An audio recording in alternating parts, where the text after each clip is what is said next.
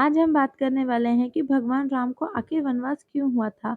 हुआ यूँ था कि एक बार इंद्रदेव ने संग्राम के समय यानी युद्ध के समय राजा दशरथ से मदद माँगी थी।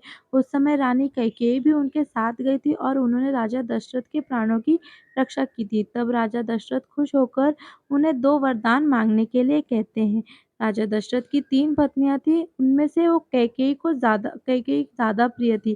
कैकेयी ने युद्ध के बाद वरदान नहीं लिया। उन्होंने कहा कि वो समय आने पर वरदान माँगेगी। रानी कैकेयी को सब नकारात्मक रूप से ही देखते हैं क्योंकि उन्होंने भगवान राम को 14 वर्ष के लिए वनवास भेजा था, पर उनकी सोच नकारात्मक नहीं थी। दरअसल रानी कैकेयी राजा अश्वपति की बेटी है।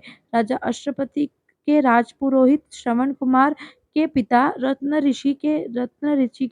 ऋषि ने कैकेयी को वेद शास्त्र की शिक्षा दी थी। उन्होंने कैकेयी को बताया था कि राजा दशरथ की कोई भी संतान राजगद्दी पर नहीं बैठ पाएगी और उन्होंने ये भी बताया था कि यदि राजा दशरथ की मृत्यु के बाद कोई राजगद्दी पे बैठता भी है तो 14 वर्ष के रघुवंश का नाश हो जाएगा क्योंकि श्रवण की मृत्यु राजा दशरथ के हाथों गलती से बाण लगने के कारण हुई थी। श्रवण कुमार के माता-पिता ने उन्हें श्राप दिया था कि एक दिन तेरी मृत्यु भी पुत्र के वियोग में ही होगी।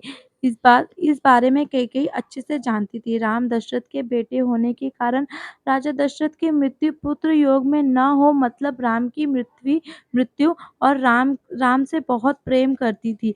वह उन्हें खोना नहीं चाहती थी, इसलिए उन्होंने राजा दशरथ से वचन माँगा कि राम को 14 वर्ष वनवास और भरत को राज्य गद्दी दिया जाए।